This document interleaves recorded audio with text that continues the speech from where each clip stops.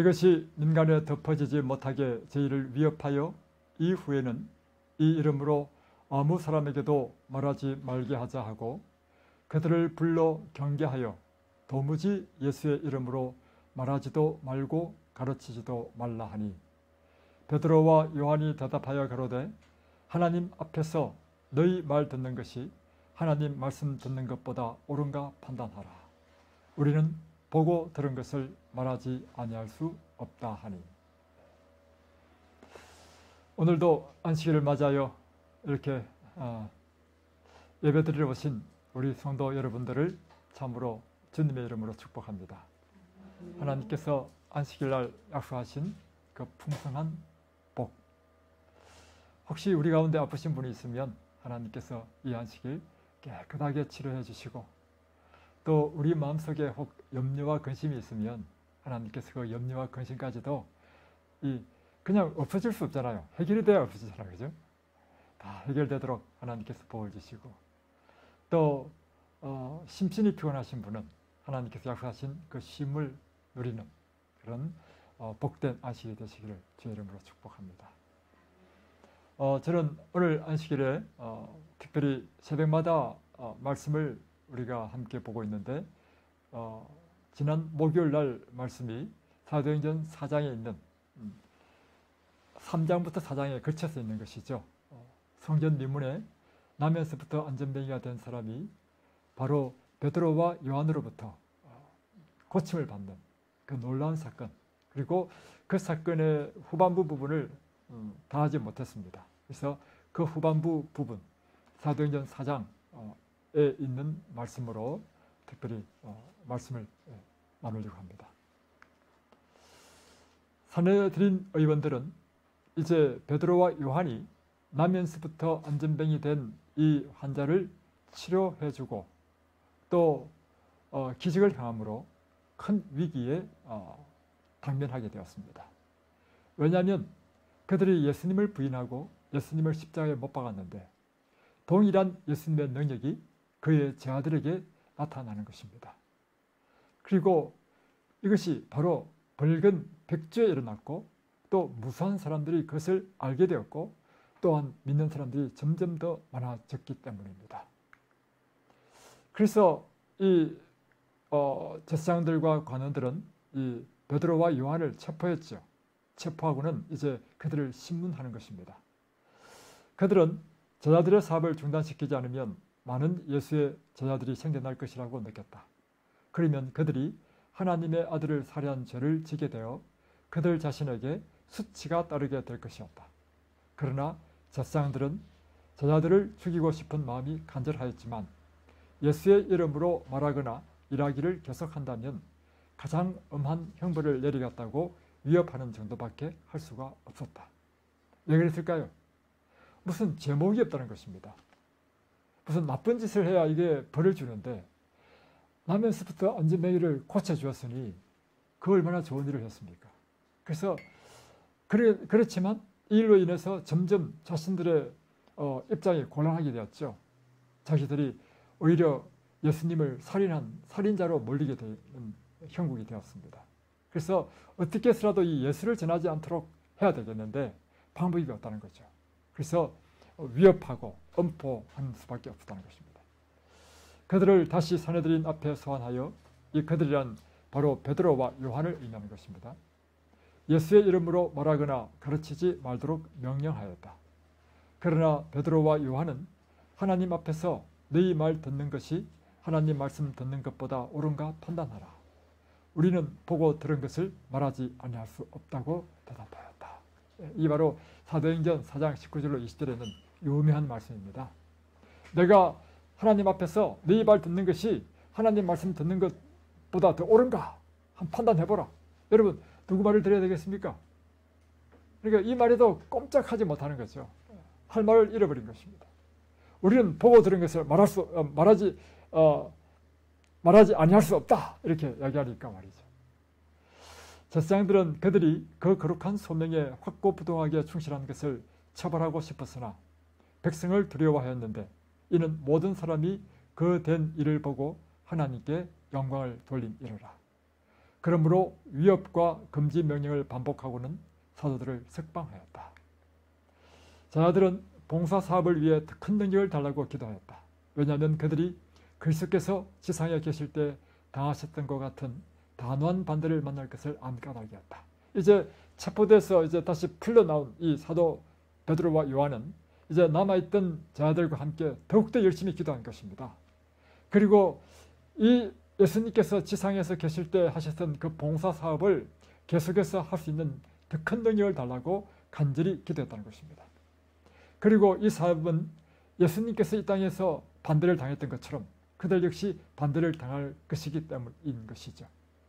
그들이 믿음으로 연합 기도를 하늘로 올리고 있는 동안 응답이 이르러 왔다. 그들이 모였던 장소가 흔들렸고 그들은 새롭게 성령으로 체험을 받았다. 그들은 용기가 충만하여 다시 예루살렘에 하나님의 말씀을 선포하기 위하여 나아갔다. 바로 이와 같이 기도했는데 땅이 흔들리고 진동한 것입니다. 성령의 충만함을 받은 것입니다. 그러니까 그들이 체포되었던 그 예루살렘으로 다시 들어가서 그 예루살렘 성에서 다시 복음을 전하는 이 대담한 용기를 갖게 되는 이 제자들의 모습을 보게 되는 것입니다. 그리스도인들이 삶에서 세상의 권세자로부터 하나님의 말씀과 상충되는 요구를 받을 때 우리는 어떻게 해야 될까요? 이와 같이 베드로는 지금 그 당시에 유대의 지도자는 사내들인 의회였습니다. 오늘날 말로 표현하면 국회라는 것이죠. 국회에서 이것을 예수를 전하는 것을 금했다는 것입니다. 그럴 때 이와 같이 세상의 권세자로부터 하나님의 말씀과 상충되는 요구를 당했을 때 우리는 어떻게 해야 되는가? 왜냐하면 예수님께서는 뭐라고 하셨습니까? 내 정인이 되라 하셨습니다. 모든 족속으로 제자를 삼아 아버지와 아들과 성령의 이름으로 침례를 주고 내가 너에게 분부한 모든 것을 가르쳐 지키라 했습니다. 그러니까 예수님의 말씀은 이 복음을 전하는 증인이되라 하셨고 지금 이 세상의 권세자는 예수를 전하지 말아 했습니다. 이럴 때 우리는 어떻게 해야 되냐 그죠? 분명한 하나님의 말씀이 있는데 그와 반대되는 것을 하도록 요구받을 때 그것도 거역하기 어려운 사람이 요구할 경우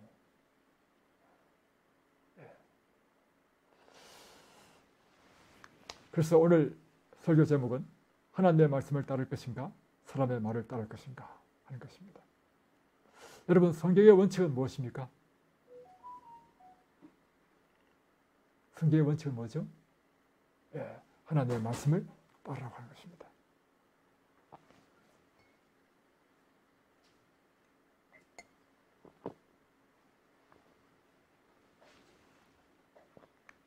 이와 같이 세상의 최고의 권세자 그리고 거역할 수 없는 그런 압박감을 받는 그런 상황 속에서 그런 요구와 하나님의 요구가 정면으로 충돌되는 그런 상황에 당면한 사람이 있었는데 그것이 바로 성경에서 다니엘의 세천기였습니다. 느부갓네살 왕이 신할 평지에 큰 신상을 세웠죠. 그리고 그가 다스리는 모든 도의 왕들과 그리고 제사장, 모사들, 고급 관리들을 다 모았습니다. 이때 에레미야서에 보면 누구도 갔냐면 시드기야 왕도 가게 됐습니다. 가만히 성경을 보면 시드기야 왕도 이 느부갓네살 왕이 소집했던 이 금신상에 절하는 곳에 갔다는 기록이 있습니다. 그래서 6가지 악기, 상황, 양금, 여러 가지 악기가 있는데 그 악기를 불면 일제히 이 금신상에게 절을 해야 되는 것입니다. 그리고는 한쪽에는 뜨거운 풀무 가마를 만들어 놓고 누구든지 이 신상에 절을 하지 않은 자는 이 풀무불에 집어넣겠다는 것입니다. 지사님 이런 경우 당하면 자 이제 드디어 나팔 붑니다. 나팔을 팍 불면 어떻게 하시겠습니까? 시드기야 왕도요 절을 했습니다. 그게 있는 사람 다 절했습니다. 단 세 사람만 절하지 않았습니다. 이 사람이 바로 다니엘의 세천기였습니다. 그래서 이제 절하다 보니까 딱 보니까 절하는 사람이 있어. 그래서 이 사람들이 다니엘의 세친구를 고소했습니다. 이 세친구가 이 느부갓네살 왕 앞에 끌려왔습니다. 그러니까 왕이 딱 보니까 자기가 총애하고 아끼는 사람이었어요. 그래서 이렇게 이야기했습니다. 이제라도 내가 너희들에게 기회를 한 번 더 주겠다. 이제라도 너희가 예배하였다가 언제든지 나팔과 피리와 수금과 삼현금과 양금과 생황과 및 모든 악기 소리를 듣거든 내가 만든 신상 앞에 엎드려 절하면 좋거니와 너희가 만일 절하지 아니하면 즉시 너희를 경계리 타는 풀무 가운데 던져 넣을 것이니 너희를 내 손에서 건져낼 신이 어떤 신이겠느냐. 아주 단단한 위협이죠. 나팔 소리 날 때 다 절을 하라는 것입니다. 절을 안 하면 이 풀무불을 집어넣겠다. 누가 어떤 신이 나에게서 너희들을 구원할 수 있겠냐 이렇게 한 거죠. 이것이 바로 다니엘의 세친구가 당면했던 바로 세상의 권세자들과 세상의 법률이 요구하는 것이 하나님께서 요구하시는 법과 상충될 때 그리고 이것을 저항하기 거의 불가항력적인 그런 상황인 것처럼 느껴질 때 그때 그리스도인들은 어떻게 해야 되냐 그죠? 바로 다니엘의 세친구는 이렇게 이야기했습니다. 우리가 섬기는 하나님께서 이 뜨거운 풀무불에서 우리를 구원해 줄 것으로 저는 믿습니다. 그러나 혹 그리 아니하실지라도 왕이여 우리가 왕의 신들을 섬기지도 아니하고 왕의 세우신 금신상에게 절하지도 아니할 줄 아옵소서. 왜냐하면 10계명 가운데 두 번째 계명이 뭡니까? 첫 번째 계명, 두 번째 계명 다 포함되네요. 그죠? 나 외에 다른 신을 내게 있게 말지니라. 두 번째, 우상을 만들고 그 우상에게 절하지 말라. 이 하나님의 분명한 율법에 어긋난다는 것입니다. 위배된다는 것입니다. 그럴 때 그들은 하나님의 말씀을 따를 것인가? 사람의 말을 따를 것인가? 그것에서 하나님의 말씀을 따랐다는 것입니다. 그 결과가 어떻게 됐죠? 놀라운 기적이 일어났습니다. 이 풀무불에 던져졌는데 죽지 않고 이로 인해서 느부갓네살 왕이 하나님을 믿게 된 놀라운 기적이 됐죠. 이와 같은 비슷한 반드시 그렇지는 않지만 비슷한 경우를 당한 사람이 있었습니다. 황영시 장군이라는 분인데 제 기독교적인 관점에 대해서만 제가 설명합니다. 황영시 장군이 그 당시에 이제 나는 새도 떨어뜨린다는 박정희 시대 때였습니다. 박정희 대통령이 장군들 중에서 이제 고위급 장군들만 딱 모아가지고 저녁에 회식을 했습니다. 그러면서 직접 이 대통령이 술을 따라주는 거예요. 그러면 어떻게 하면 두 손으로 술잔을 탁 받아가지고 딱 각하가 따라주는 사례가 딱 받고는 그 자리에서 마심으로 각하에 대한 이 충성심을 나타내는 것이 그 회식의 하나의 절차였죠. 그런데 이제 술을 쭉 따르다가 이 황영시 장군, 그 당시 소장이었는데 황영시 장군에게 딱 왔는데 받고는 그 술을 안 마시고 탁자에 딱 내려놨는 거예요. 그러니까 황 장군 뭐 하는 게야? 물었습니다. 그러니까 각하의 명령이면 무엇이든지 제가 따르겠습니다. 그렇지만 이 저의 신앙 양심상 술을 마시는 것만큼은 제가 할 수 없습니다. 이렇게 말한 거예요. 그러니까 이 순간 회식 자리는 모두가 얼어붙은 듯이 고요해진 것입니다. 그렇죠? 그러니까 대통령의 목소리가 더욱더 높아졌습니다. 황 장군, 그래도 내가 주는 것이니까 마셔. 그러니까 각하, 술을 마시는 것은 제가 모시고 계신 하나님이 원치 않은 일입니다. 그 명령만은 거두어 주십시오. 참, 여러분 이 말이 쉽지요. 그 분위기, 그 한두 사람이 있는 게 아니고 모든 사람이 다 술을 마셔서 다 마셨단 말이에요. 그런데 이렇게 그 분위기 가운데서 이렇게 한다는 것은요, 정말 쉬운 일이 아닙니다. 그러니까 대통령이 화가 잔뜩 났죠. 그러니까 술을 따르던 술을 탁자에 탁 놓고는 그 자리를 떴습니다. 그러니까 그 당시 그때 회식하러 왔던 다른 장군들도 이제 대통령이 없으니까 회식 자리를 떠날 수밖에 없는 거죠. 떠나면서 황 장군에게 이야기하는 것입니다. 황 장군, 각하의 성질을 건드려 놨으니 자네는 옷을 벗을지 모르겠네. 또 어떤 장군은 황 장군, 왜 이렇게 고지식한가? 나도 교회 다니는 안수집사야. 이런 곳에서 한잔한다고 해서 신앙이 어디로 가겠는가? 그래서 전부 다 그야말로 그 자리가 그냥 그야말로 이상한 분위기로 끝나버린 거죠. 이럴 때 남자들이 당하는 그 뭐랄까 아주 정말 그 참 어려운 상황이죠. 그날 밤 한 장군은 자기 집으로 가서 가족들을 모두 불러 모았습니다. 그리고 그날 있었던 이야기를 하면서 이제 내가 군복을 벗어야 될 때가 왔다라고 이야기를 하고는 이를 위해서 하나님께 온 가족이 함께 모여서 기도했다는 거죠.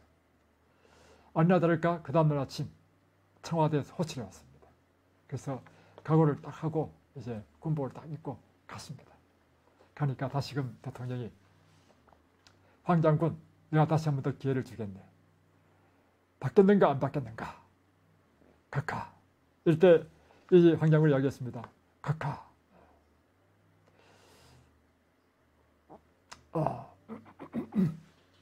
제가 각하의 어떤 명이라도 제가 따르고 이 국가와 각하를 위해서 충성을 다하겠습니다.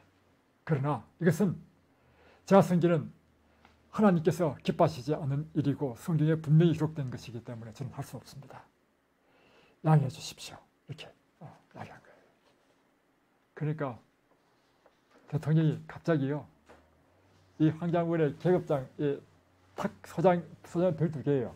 탁 잡고는 탁 떼버렸습니다. 그리고는 미리 준비한 별 3개를 딱 달아줬고요. 그러면서 이렇게 이야기했습니다.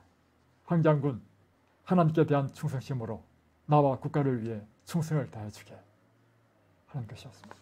그래서 황장군은 육군 역사상 유례 없이 진급 발표도 없이 곧바로 중장으로 진급한 사람이 되었습니다. 그리고는 나중에는 육군 참모총장까지 되죠. 이와 같이 우리 신앙에도 사람을 기쁘게 하기보다는 하나님을 기쁘게 하는 그런 믿음으로 우리가 산다면, 그리고 그 결과는 어찌되었든 관계없이 우리가 그 믿음을 지킨다면 살아계신 하나님께서 우리의 믿음에 축복해 주실 줄로 믿습니다.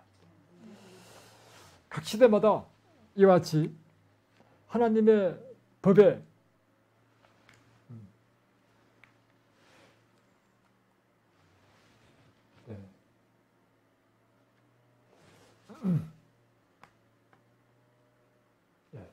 각 시대마다 이 하나님의 율법에 위배되는 이런 국가적인 명령, 황제 명령, 이런 명령으로 두 사이에 무엇을 선택해야 될지 갈등했던 많은 시대들이 있었습니다.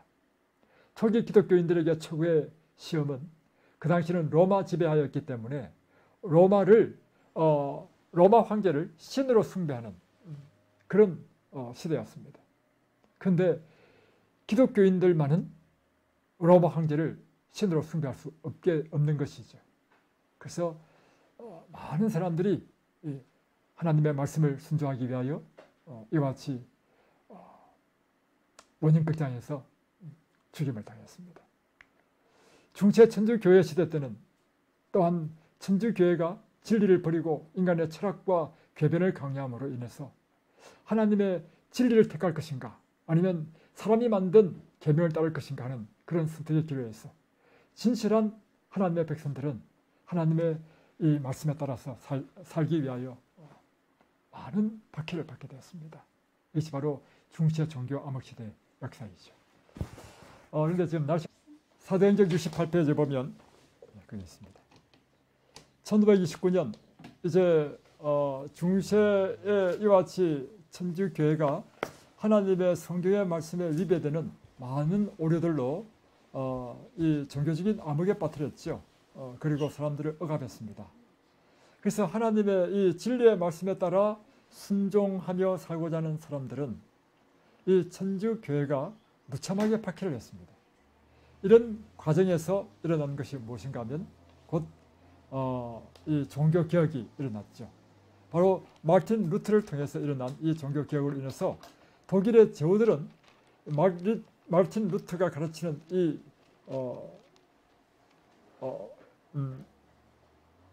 말씀을 따라서 그의 편에 서는 사람이 있고 또 한편으로는 이제 천주교회가 가르치는 그 편에 서는 이 양쪽으로 양분되는 그런 상황이 있었죠. 이것에 대해서 사도행전은 이렇게 기록하고 있습니다.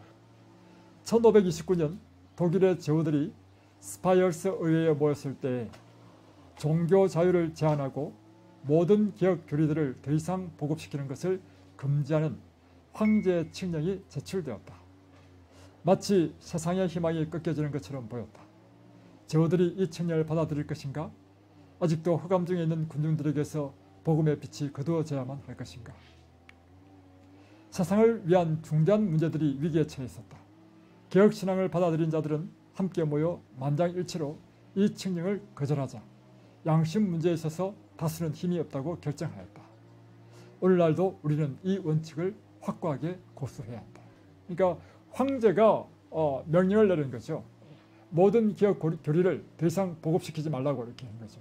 이럴 때 이 제후들이 개혁신앙을 받아들인 제후들이 그들이 함께 의논하고는 어떻게 결론 내렸냐면 이 신앙의 문제에 있어서는 어떤 세상의 권세도 명령할 수 없다는 것이죠.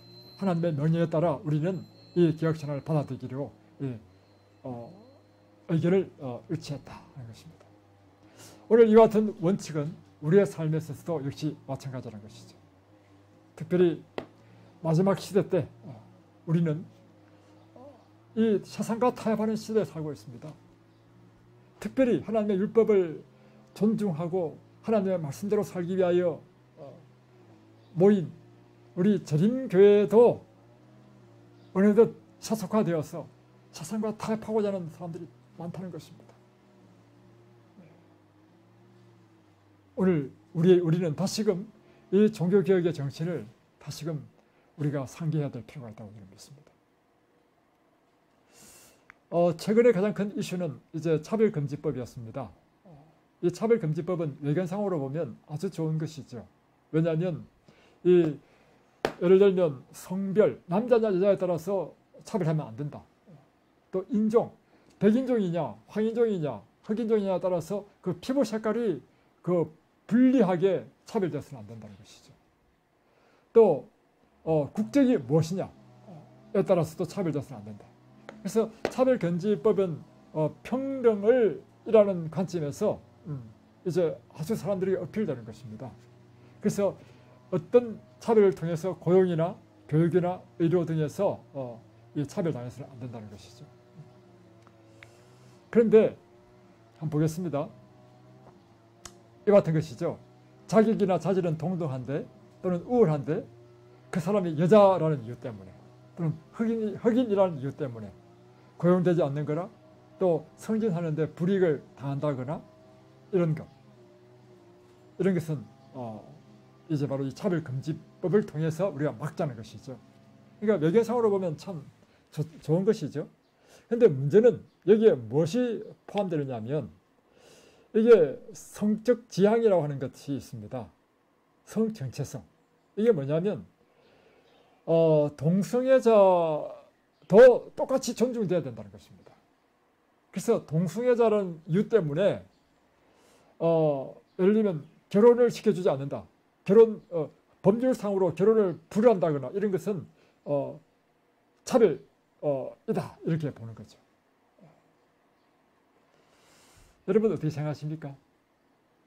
그러니까 우리가요 신앙이 없으면요 차별금지법은요 굉장히 사람들의 마음에 어필되는 것이죠. 그런데 문제는 뭐냐면 이 차별금지법의 문제는 뭐냐면 동성애라고 하는 것은 성경에 하나님께서 그것은 하나님께서 죽이라고 할 만큼 아주 하나님께서 혐오하는 죄라고 하는 것입니다. 또 두 번째는 이 차별금지법이 적용되게 되면 어떤 종교를 믿든지 그 종교를 비판하면 안 돼. 그러면 성경상에 어떤 문제가 생기냐면 성경에는요 특별히 기독교는요 다른 종교와는 다른 아주 특수한 게 있습니다. 그것은 뭐냐면 배타적입니다. 기독교는요 그 사도행전 4장 12절에 나오는 것처럼 천하에 구원 얻을 이름을 다른 이름을 주신 일이 없다. 오직 구원은 누구만으로 구원 얻는다는 것입니까? 예수님 외에는 구원이 없다는 것입니다. 나는 길이요 진리요 생명이니 나로 말미암지 않고는 너희가 아버지 길로 나갈 수 없다. 이게 기독교의 진리라는 거예요. 그러면 기독교의 진리에 의하면 예수를 믿는 것 외에는 다 구원으로 인도하는 종교가 아니라는 것입니다. 그래서 우리는 불교를 믿는 사람이든 이슬람을 믿는 사람이든 다 전도하는 이유가 뭐냐면 그들을 구원이 없다고 믿기 때문에 전도하는 것이죠. 그런데 차별금지법에 의하면 그 자체가 잘못됐다는 것입니다. 다음 세 번째, 직장과 사회에서 그런 분으로 전도도 못하게 하는 것입니다. 이게 참 놀라운 일이죠. 그래서 자 이것을 쭉 보니까요. 이것이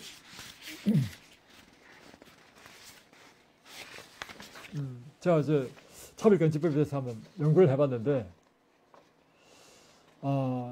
반기독교적인 편견으로 시작한다는 것입니다. 이 반기독교적인 편견은 먼저 기독교인을 향한 부정적인 고정관념을 만든다는 것이에요. 그래서 기독교 신앙을 억압적이거나 퇴보적이거나 비이성적 그런 정어로 표현한다는 것입니다. 평등의제를 주제로 만들고 동성애자 유명 인물들을 칭송하고 주류로 띄워줍니다. 거기에 동조하지 않고 정통 기독교 교리를 말하는 사람은 정오심이 가득하고 퇴보적이고 비이성적이고 시대에 따라가지 못하는 사람이라고 조롱하는 것입니다. 예를 들면 동성애자에 대해서 기독교는 허락할 수 있나요? 허락할 수 없잖아요. 왜 허락할 수 없습니까? 하나님의 율법에 그렇게 되어 있는 율법에. 그러니까 이 율법을 하면 사람들이 이 사람 시대에 들어진 사람이네. 꼴통이네. 예를 들면. 이래 된단 말이에요. 그러면서 기독교인들을 폄하시키고 혐오스럽게 만드는, 그러니까 요즘 우리 사회를 보면 그런 모습을 보지 않습니까?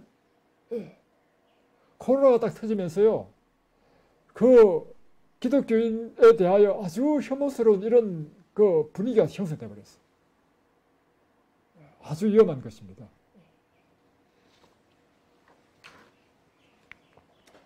예, 실제적으로 영국에서 이 차별금지법이 시행되어 가지고 개신교 목사가 설교를 했습니다.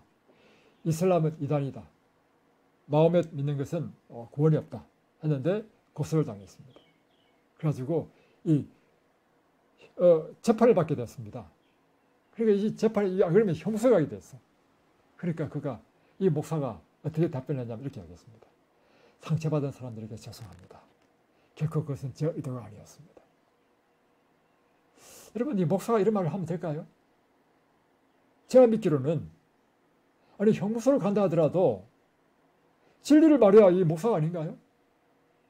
저는 그렇게 믿는데. 또 어떤 병원에 동성애자 간호사가 있었습니다. 그 간호사가 이 크리스찬 간호사에게 질문했습니다. 나는 동성애자인데 당신은 동성애자에 대해서 어떤 의견을 갖고 있습니까? 라고 물었어요. 그러니까 크리스찬 간호사가 이야기하기를 나는 동성애자를 정죄하지 않습니다. 다만 성경에는 동성애는 죄라고 했으니까 나 역시 그렇게 생각합니다. 여러분, 이 말에 뭐 잘못된 게 있습니까? 그런데 고소당해가지고요, 이 병원에서 해고당했습니다. 그런데 놀랍게도 제가 유튜브를 통해서 뭘 봤냐면 이스라엘에서도요, 이와 같이 하나님의 율법에 분명히 죄라고 된 것이 이 차별금지법에 해당돼가지고 이스라엘 법정에서요, 고소당해가지고 벌금을 물고 하는 것을 봤단 말이에요, 제가.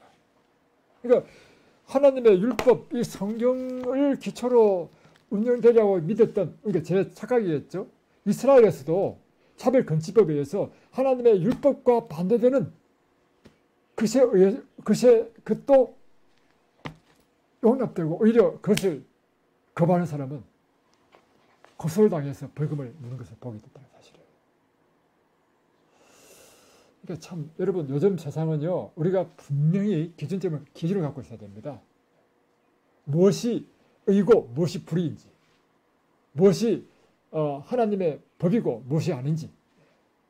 그래서 여러분, 우리는 이 세상 사람들이 생각하고 이 세상 사람들의 그 분위기, 트렌드를 쫓는 사람이 아니고, 우리는 천만 사람이 다 동쪽으로 가야 된다 하더라도 성경에 보니까 서쪽으로 가는 것이 맞으면 서쪽으로 가야 돼. 그래서 하나님께서 우리에게 하신 말씀이 뭐예요?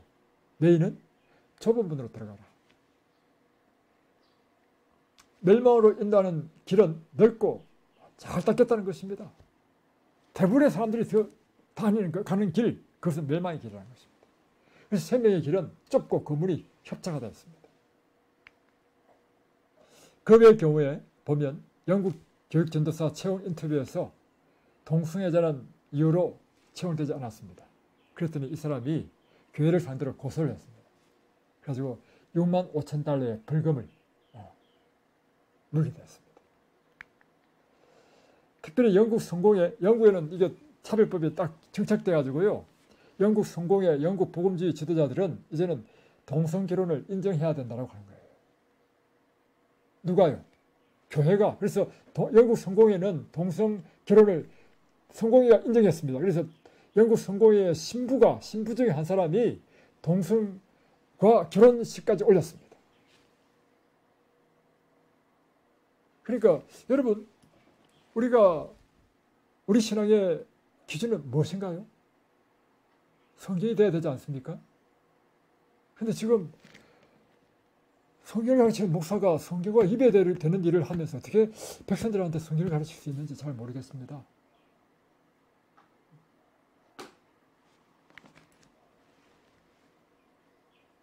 이들의 말은 무엇이 위배됐죠? 성경이 위배된 것입니다. 여러분, 신앙이란 무엇입니까? 하나님의 말씀의 원칙에 따라 사는 것이 신앙이 아닙니까?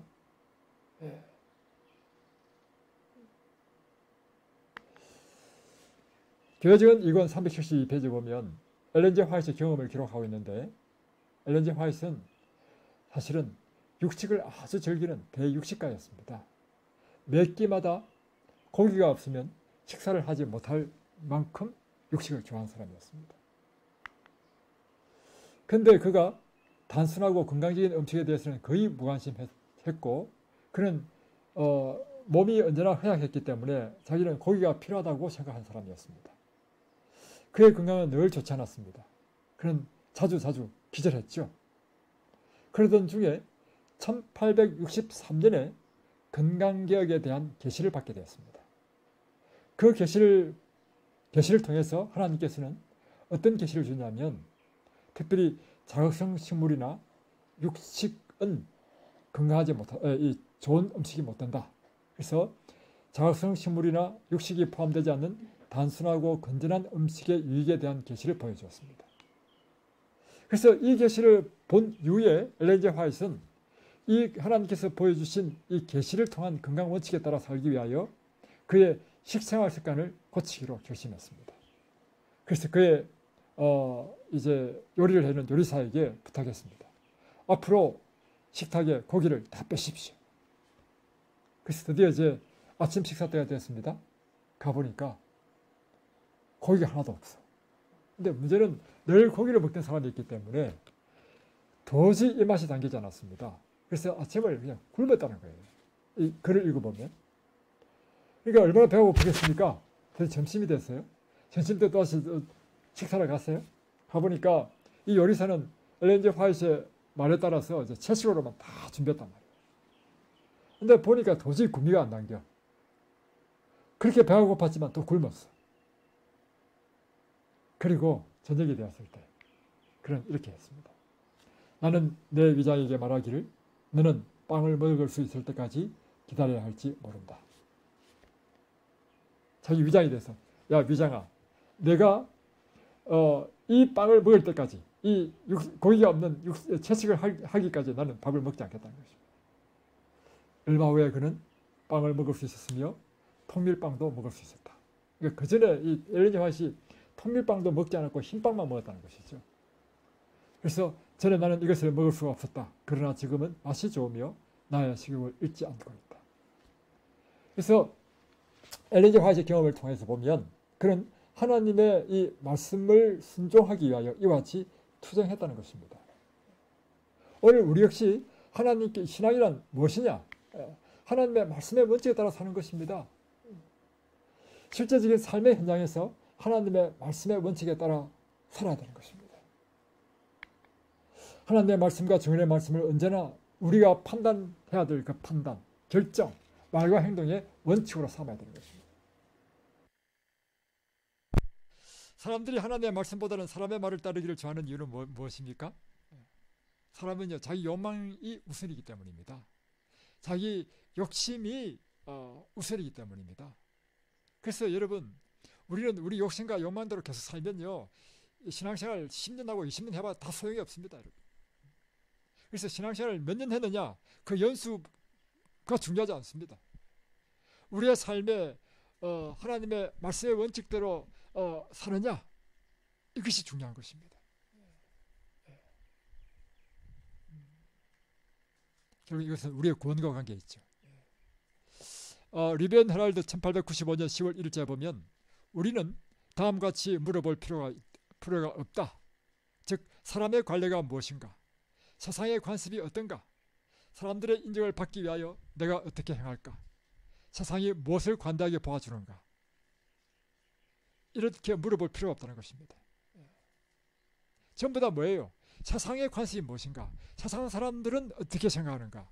세상 사람들은 무엇을 좋아하는가? 이와 같은 것이 우리의 판단 기준이 되면 안 된다는 것입니다. 그러나 모든 사람이 비상한 관심을 가지고 해야 할 질문은 하나님께서는 무엇이라 말씀하셨는가? 이렇게 돼야 된다는 것입니다. 우리는 그분의 말씀을 읽고 그 말씀을 순종해야 합니다. 하나님의 요구사항을 1.1획도 빗나가게 하지 말고 인간의 유전과 법정 판결과는 상관없이 행하여야 합니다. 여기에 중요한 원칙이 제시되어 있습니다. 이 구절은 인간의 권위가 하나님의 권위와 상충될 때 인간의 권위에 항거하기 위해 양심의 권리를 주장하라는 말인 것입니다. 그러니까 인간의 유전과 심지어 세상 나라의 법조차도 그 법이 하나님의 요구사항과 일치하지 않는다면 우리는 세상의 법을 따를 것이 아니라 하나님의 법을 따라서 해야 된다는 것입니다. 이것이 바로 신앙의 양심의 자유를 누리는 것이다 하는 것입니다. 세상 역사의 마지막 때 요한계시록 13장에 보면 이와 같은 일이 일어날 것이라고 예언되어 있습니다. 요한계시록 13장 15절에 보면 제가 권세를 받아 그 짐승의 우상에게 생기를 주어 그 짐승의 우상에게 말하게 하고 또 짐승의 우상에게 경배하지 아니한 자는 몇이든지 다 죽이게 하더라. 세상 마지막 때 마치 느부갓네살 왕이 금시상을 세우고 모든 사람들에게 절하고 그에게 절하지 않은 자는 다 몇이든지 죽이겠다 한 그처럼 마지막 때 짐승의 우상을 세우게 될 것이다. 짐승의 표를 줄 것이다. 이 짐승의 우상에게 절하지 않거나 짐승의 표를 받지 않으면 몇이든지 다 죽이게 할 것이다. 이 놀라운 예언이 되어 있는 것입니다. 누가 끝까지 하나님의 말씀대로 신앙을 지킬 수 있을까요? 오늘 우리의 삶에 있어서 날마다의 삶이 이 말씀의 원칙에 따라 사는 사람이 그 위기 때에도 우리는 말씀의 원칙에 굳게 설 것입니다. 그래서 오늘 우리의 삶에 있어서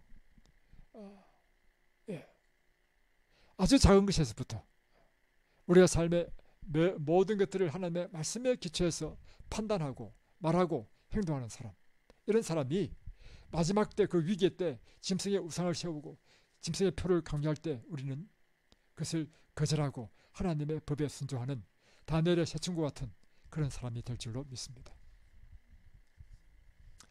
여기 사도행전에는 이렇게 이야기하고 있습니다. 복음 교회의 창시자들과 그 이후 여러 세기 동안 하나님의 정언들에 의해서 높이 들렸던 진리와 종교 자유의 깃발은 이 마지막 투쟁에 있어서 우리들의 손에 위탁되었다. 이 큰 선물에 대한 책임이 하나님께서 당신의 말씀의 지식으로 축복하신 사람들에게 놓여 있다. 그러니까 이 마지막 때에 진리와 종교 자유의 깃발을 들고 마지막 투쟁을 해야 될 사람은 누구라는 것입니까? 오늘 우리라고 하는 것입니다. 우리. 이 큰 선물에 대한 책임이 하나님께서 당신의 말씀의 지식으로 축복하신 사람들에게, 오늘 누구죠? 당신의 말씀의 지식으로 축복하신 오늘 재림 교인들에게 놓여있다는 것입니다. 우리는 이 말씀을 최고의 권위로 받아들여야 한다. 우리는 인간이 세운 정부를 하나님이 임명하신 규범으로 인정하고 그 정당한 범위 안에서 거기에 순종하는 것을 거룩한 의무로 가르쳐야 한다. 그러나 그 요구가 하나님의 요구와 상치될 때는 사람보다 하나님께 순종해야 한다. 그러니까 기본적으로는 우리는 이 국가를 인정하고 통치자를 우리는 존경해야 되는 것입니다. 그리고 이 법에 우리는 법을 잘 지키는 사람이 되어야 된다는 것입니다. 그런데 그 법률 가운데 하나님의 요구와 위배되는 것이 있을 때는 그것은 사람보다 하나님께 우리는 순종해야 된다는 것이죠. 하나님의 말씀은 모든 인간의 법보다 높다는 것을 승인해야 한다.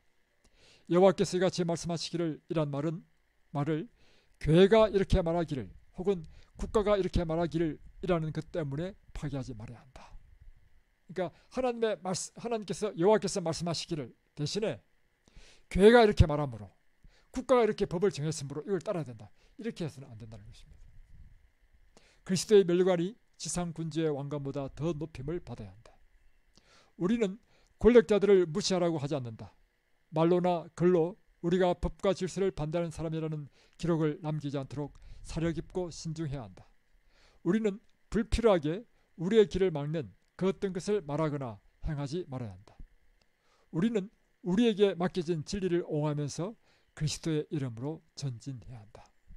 그러나 만일 사람들이 우리가 이 사업을 하는 것을 금지할 때에는 우리도 사도처럼 하나님 앞에서 너희 말 듣는 것이 하나님 말씀 듣는 것보다 옳은가 판단하라. 우리는 보고 들은 것을 말하지 아니할 수 없다고 말해야 한다. 오늘 이와 같은 하나님의 말씀을 따라서 사는 참된 신앙인 되시길 바랍니다.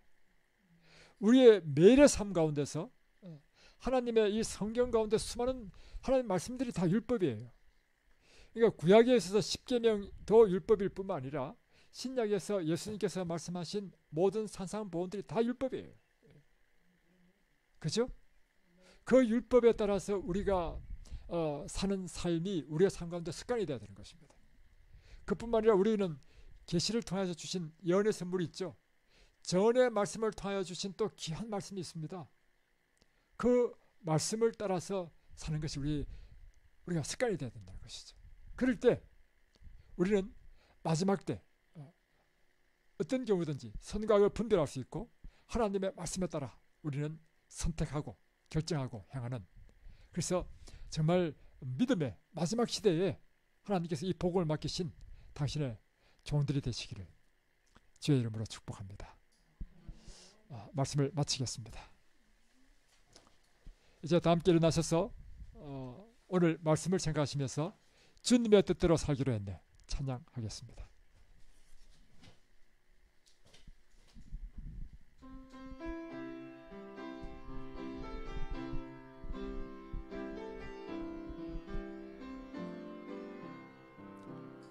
주님 뜻대로 살기로 했네. 주님 뜻대로 살기로 했네. 주님 뜻대로 살기로 했네. 뒤돌아서지 않겠네. 이 세상 사람 날 몰라줘도, 이 세상 사람 날 몰라줘도, 이 세상 사람 날 몰라줘도 뒤돌아서지 않겠네. 세상 등지고 십자가 보네. 세상 등지고 십자가 보네. 세상 등지고 십자가 보네. 뒤돌아서지 않겠네. 하늘에 계신 우리 아버지, 우리의 매일의 삶이 하나님께서 우리의 삶을 가장 행복하고 건강하며 완전한 품성을 형성하기 위해 주신 이 하나님의 모든 율법의 말씀에 따라 사는 당신의 종들 되도록 축복해 주옵소서. 언제나 하나님께서 말씀하시면 그 말씀에 순종하는 저희들 되도록 도와주옵소서. 오직 여호와께서 무엇이라고 말씀하셨는가? 이 경우에는 하나님께서 하신 말씀은 무엇인가? 나는 이 중요한 판단과 결정에 있어서 하나님의 뜻은 무엇인가? 라고 묻는 저희들 되도록 도와주셔서 우리의 모든 말과 언행에 있어서 온전히 하나님의 뜻에 합치된, 그리하여 하나님의 뜻을 이루는 당신의 종들 되도록 축복해 주시옵소서. 주님, 우리의 삶이 날마다 이처럼 하나님 안에서 향상되고 또 주님의 뜻에 따라 점점 변화되어져가는 삶을 살아서 어느덧 주님의 형상을 담는 저희들 모두 되도록 축복해 주옵소서. 예수 그리스도의 이름으로 간절히 기도드리옵나이다. 아멘.